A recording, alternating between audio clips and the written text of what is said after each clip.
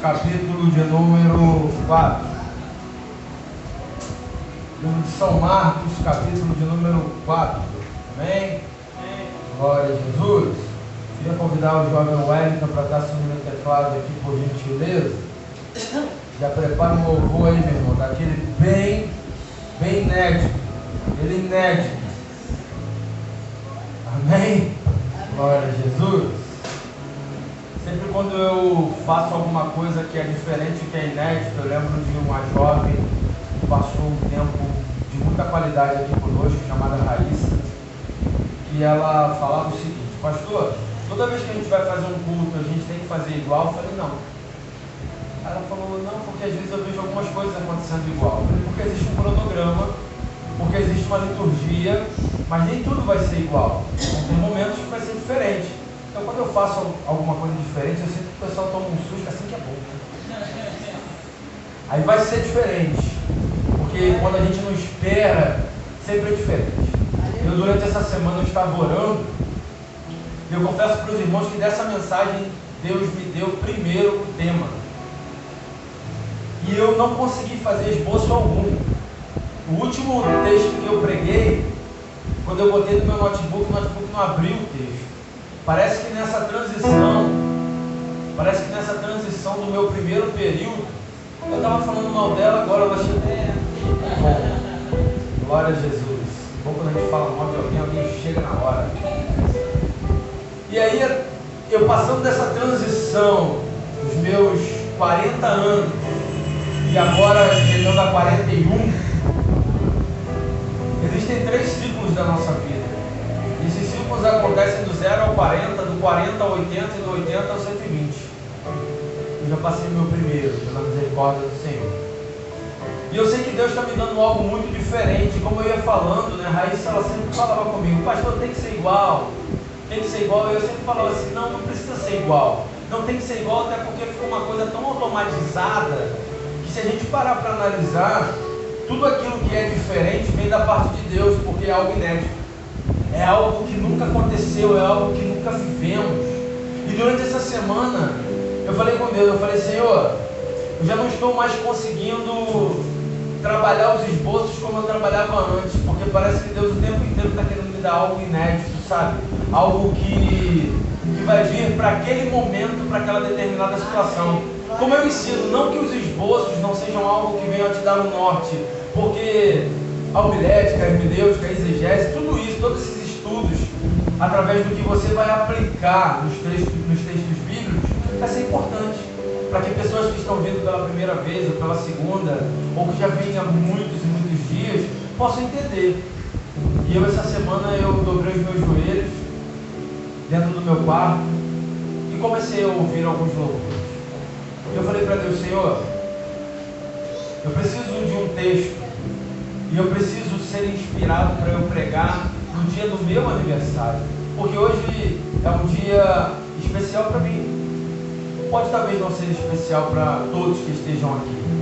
Hoje quem teve a oportunidade aqui foi Pedro, Tiago e João, e eles falaram que estão felizes por mim. Eu sei que muitos aqui também estão, mas eu quero falar de mim. Hoje eu me encontrei feliz quando eu acordei, porque toda vez que a gente acorda, às vezes a gente esquece de agradecer a Deus por mais um dia de oportunidades, por mais 24 horas de oportunidades, por mais um momento em que Deus te permite respirar, e mesmo cansado, e mesmo com o fardo às vezes pesando, e mesmo com a tempestade assolando o seu barco, você ainda conseguir olhar para o céu, que é da onde vem o seu socorro, e você conseguir nesse momento se levantar e dizer, mais um dia, Senhor, mais um momento, não para eu ser a melhor pessoa, mas para ser uma pessoa melhor. E enquanto eu orava, Deus me deu o texto, e o texto foi aqui no livro de São Marcos, capítulo 4, verso 41.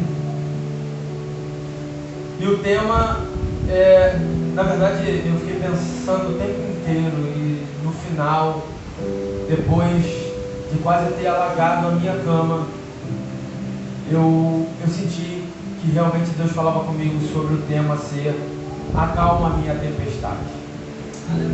Eu achei interessante, porque tempestades que passamos, eu não estou falando de tempestade exterior, estou falando de tempestades aqui dentro. Quantas são as tempestades que assolam o nosso interior, que às vezes não nos deixam ver nem a saída, não nos deixam ver nem aquilo em que estamos ao palmo do nosso nariz. Às vezes parece que as ondas assolam apenas o nosso barco. E nesse texto diz o seguinte, verso 41 somente, do capítulo 4 do livro de São Marcos.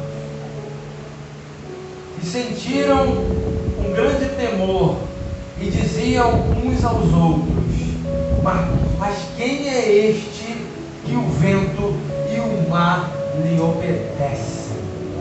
Até aqui só. E eu deixo essa pergunta também para os irmãos. Os discípulos fazem uma pergunta que às vezes nós também nos fazemos. Quem é esse homem? Quem é que o vento obedece, que o mar obedece, que a natureza obedece, que tudo aquilo em que nós podemos ver obedece a ele? Esse homem se chama Jesus. E quando a gente se pergunta, e quem é esse homem? Quem é Jesus? Poderíamos dar muitas características desse homem, sabe? Esse homem era um homem que por onde ele passava, a multidão o seguia.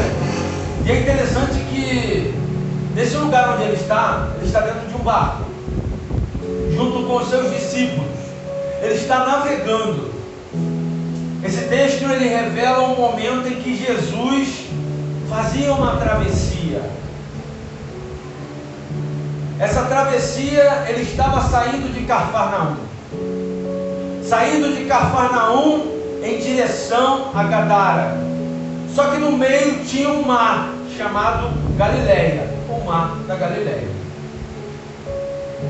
E ele estava nesse mar num percurso de 10 quilômetros. Só que, saindo de Cafarnaum em direção a Gadara, ele está no mar. Só que em meio a esse mar se levanta uma tempestade. E essa tempestade ela vai começar a trazer temor, vai começar a trazer terror, porque até os dias atuais, falando de uma forma literal, tem pessoas que às vezes a sua casa talvez não tenha estrutura suficiente, não tenha um telhado que possa suportar, talvez não tenha uma laje que possa suportar, talvez o ambiente onde você mora não seja um ambiente tão favorável. Quando começa a chover, o primeiro sentimento que você tem é medo. Medo da casa cair, da água levar a sua casa, de entrar água na sua casa e você nesse momento perder os seus móveis. O sentimento dessa tempestade na tua vida é medo. Ninguém se sente confortável em meio a uma tempestade. Ninguém se sente seguro em meio a uma tempestade. E não foi diferente com os discípulos. Os discípulos, enquanto Jesus dormia, lembrei de você, evangelista Júlio. Enquanto Jesus dormia em cima de uma almofada, os discípulos se desesperavam, com medo de morrer, com medo de naufragar, com medo do barco afundar, com medo de não chegar no outro lado da margem. Jesus estava exausto, porque, como eu disse, por onde ele passava, quem era este homem? Por onde ele passava, ele alimentava a multidão. Por onde ele passava, ele curava enfermidades. Por onde ele passava, ele perdoava pecados. Por onde ele passava, a multidão apertava, oprimia, porque todo mundo queria estar próximo deste homem chamado Jesus. Esse homem era aclamado pela multidão. Esse homem todo mundo queria chegar. Esse homem não expelia a multidão, ele aproximava a multidão. Quando ele parava para pregar, ele tinha que pegar barcos emprestados, ele tinha que se colocar em um momento em que o vento fosse favorável, porque não tinha microfone. momento em que ele pregava, pessoas não iam embora, ficavam. E até multiplicar, ele tinha que multiplicar peixes e pães. Aonde esse homem chegava, a alegria não saía, ela ficava. Se ele fosse para um casamento, mesmo que acabasse o vinho, mesmo que todo mundo olhasse e falasse, e aí, tem que ir embora? Não, o mestre estava lá, ninguém vai embora. E agora a alegria acabou, o mestre está aí, ninguém vai embora, nem a alegria. Até vinho, ele transformava até água em vinho. Quem era esse homem? Era um homem que fazia coisas sobrenaturais, era um homem que fazia algo inexplicável que se chama milagre. Algo que pessoas às vezes estavam em estado em que já tinham gasto tudo, já tinham dado todo o seu dinheiro aos médicos, já estavam naquele momento sendo chamados de imunda, mas quando se achegavam e encostavam nas orlas desse homem, era curado. Glória a Deus, aleluia. Era esse homem. Quem era? Jesus. Era um homem que só em tocar as suas orlas, uma pessoa que estava doente há tanto tempo, ficava curada. Aleluia, Senhor. Quem era Jesus? Jesus era aquele que mesmo quando alguns olhavam, já está morto, coloque a pedra. Quando Jesus chegava, a pedra era removida e o grito era, vem para fora. E quando ele chegava, muitos olhavam e falavam, está morta, e ele falava, só dorme. Quem era Jesus? Aleluia.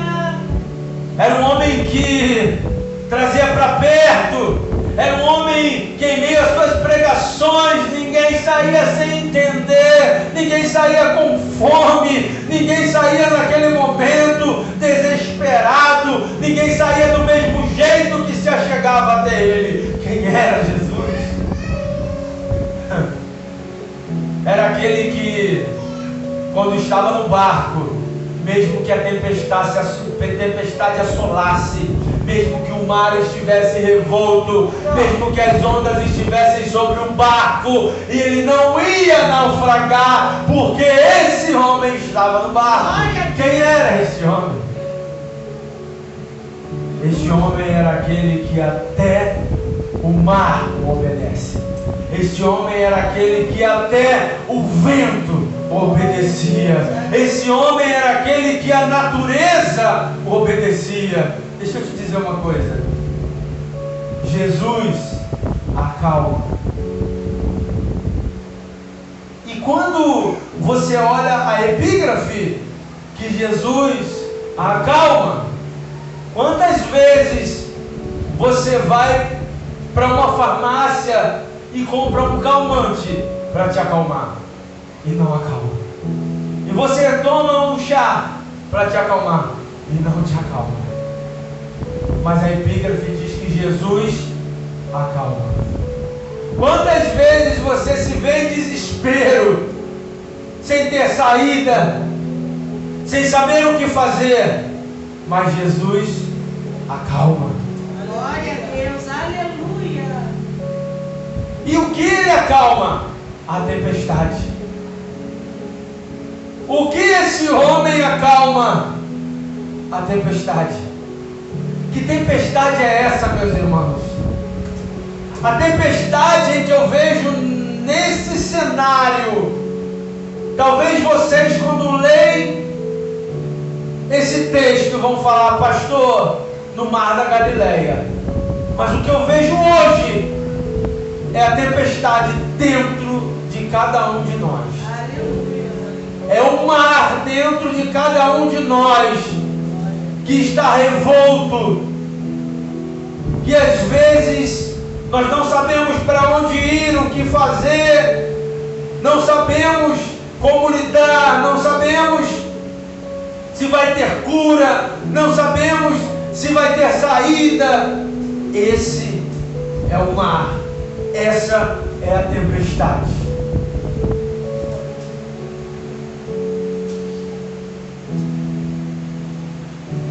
E o primeiro verso desse texto diz, no verso 35, que naquele dia, qual dia? Não tem dia para a tempestade acontecer, meu irmão. A tempestade pode acontecer em qualquer dia, em qualquer horário. Pode não ser no dia 1º, no dia 2º, pode ser no dia 3º, vai ser naquele dia. Qual dia? Não tem dia marcado, não tem hora marcada, mas foi naquele dia que aconteceu. E às vezes nós ficamos esperando o dia certo para a tempestade, nos preparamos para a tempestade, mas a tempestade acontece naquele dia. Qual dia? Não tem dia certo, não tem momento certo.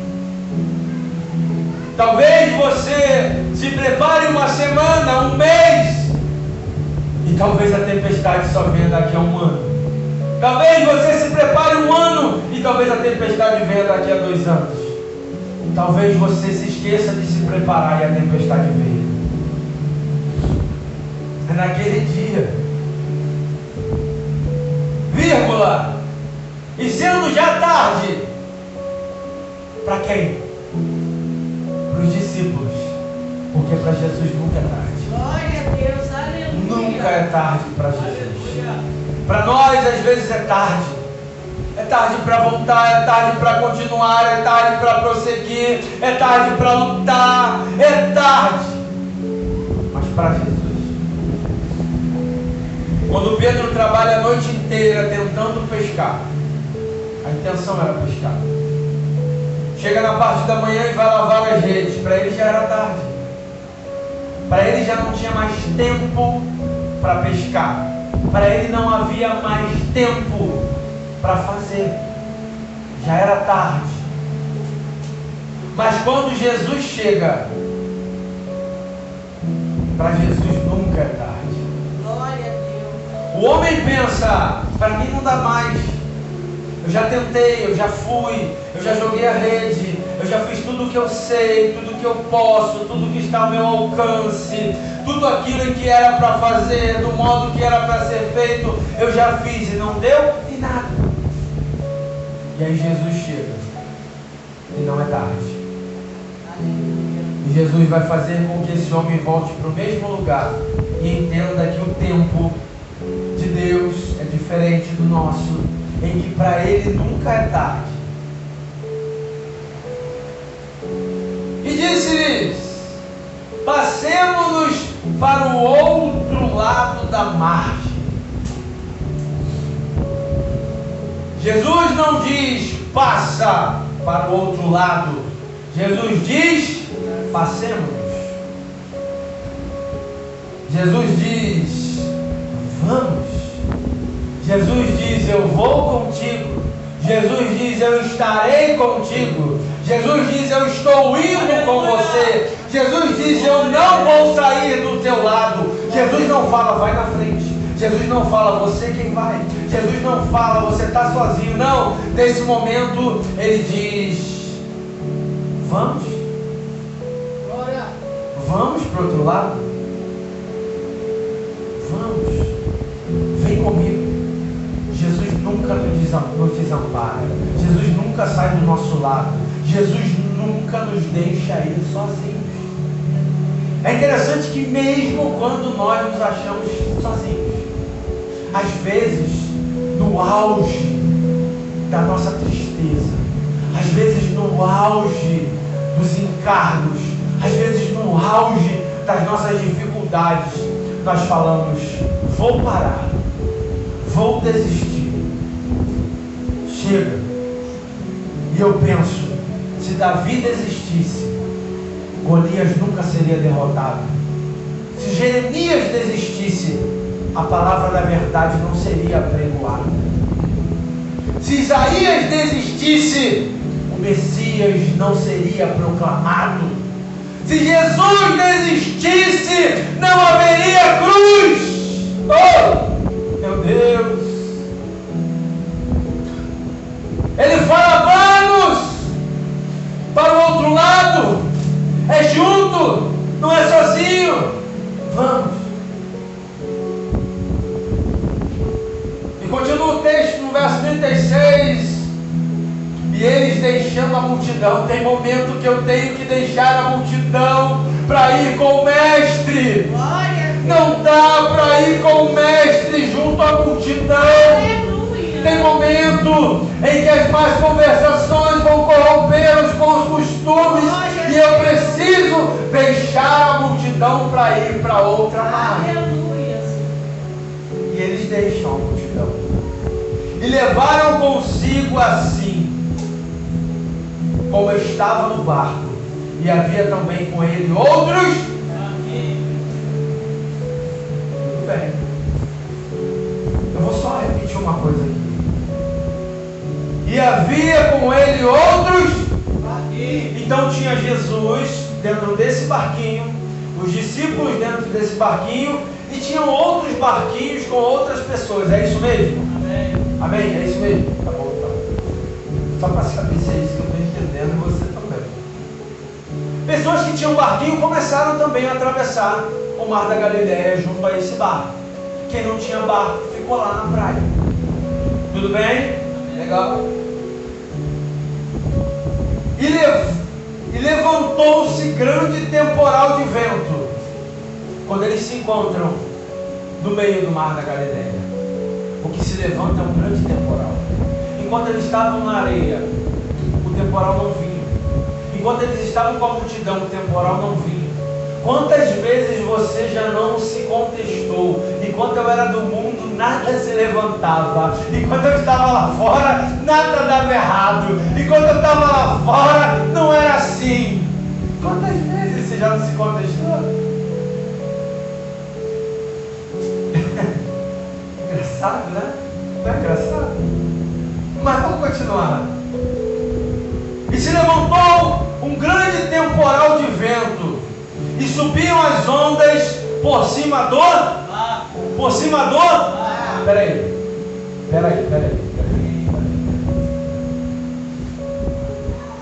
Quando eles foram para o mar da Galileia, quem tinha do lado deles? Outros barquinhos. Mas o vento se levantou por cima do...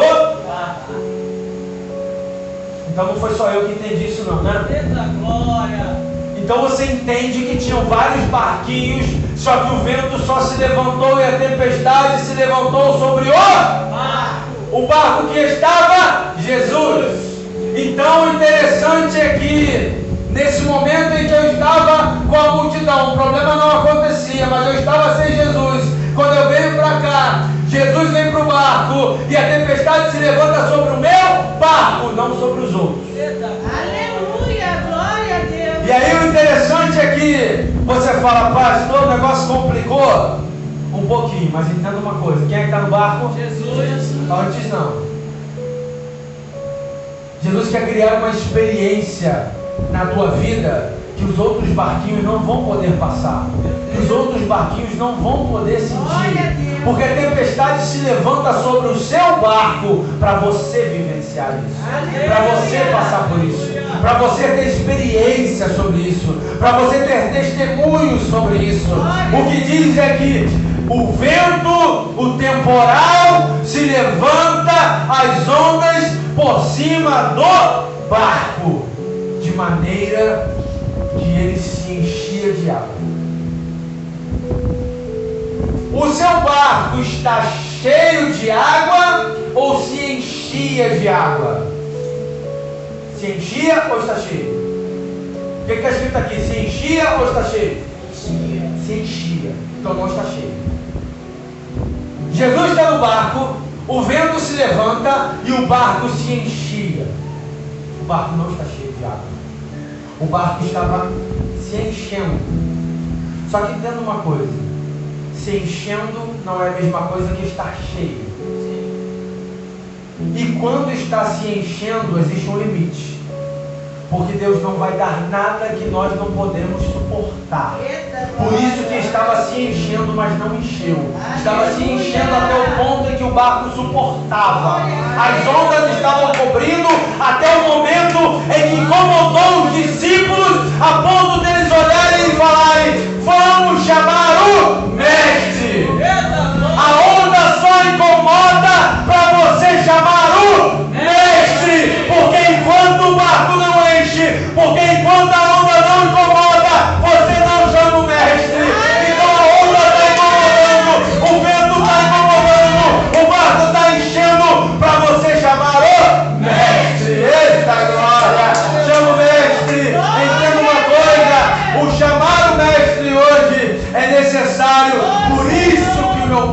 está sendo assolado. É por isso que as águas estão enchendo. Sabe uma coisa? Vamos já para o fim?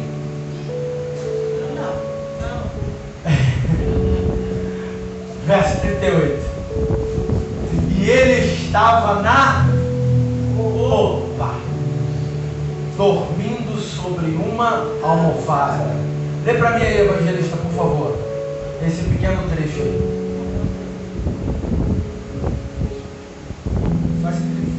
E ele estava na polpa, dormindo sobre uma almofada.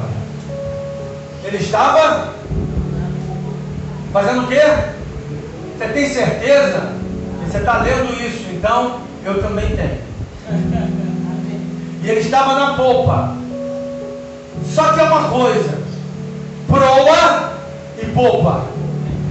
Proa é na frente, popa é atrás. Então Jesus estava dormindo aonde? Atrás. Quem estava navegando estava na frente. Colocaram Jesus atrás e começaram a dirigir o barco. O problema foi: colocou Jesus atrás, na popa, e foi para a proa, tomou a frente e colocou Jesus lá atrás. De repente, e aí eu tive esse entendimento. Jesus falou: é para eu ficar na popa? Então eu vou dormir. Sabe por que eu vou dormir? Porque sou eu.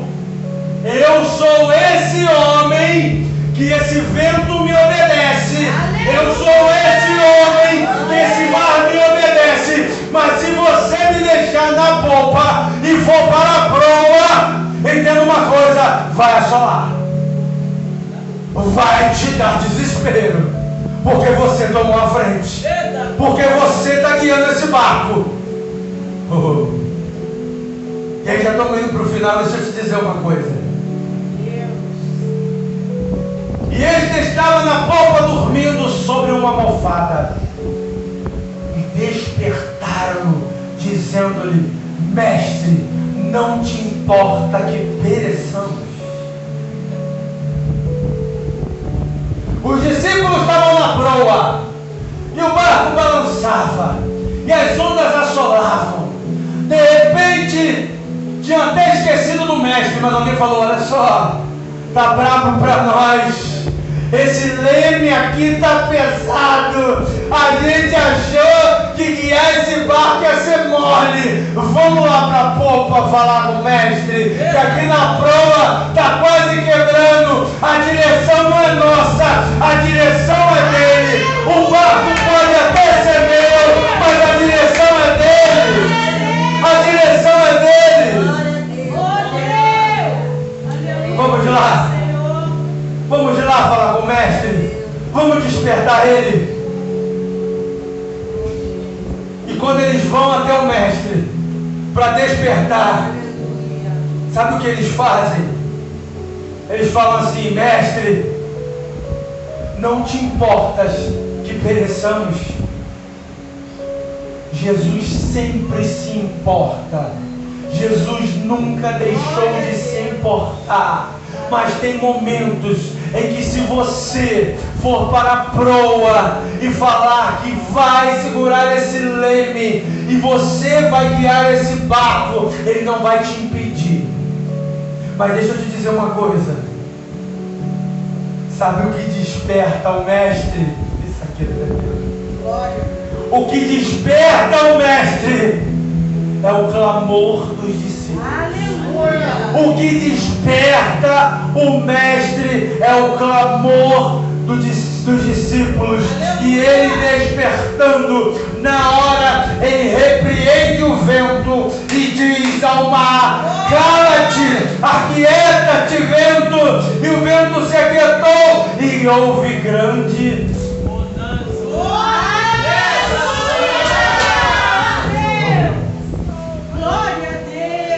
discípulos de Cristo, cristãos, pequenos cristos. O seu clamor desperta o mestre. O lugar do mestre é na proa e não na popa. O mestre quem tem que guiar esse barco. Essas suas tempestades internas sempre vão, nesse momento, chamar a atenção do Mestre. Porque o seu clamor desperta o Mestre. Foi o clamor desses discípulos que chamaram a atenção e que despertaram o Mestre. Você pode ficar de pé um segundo?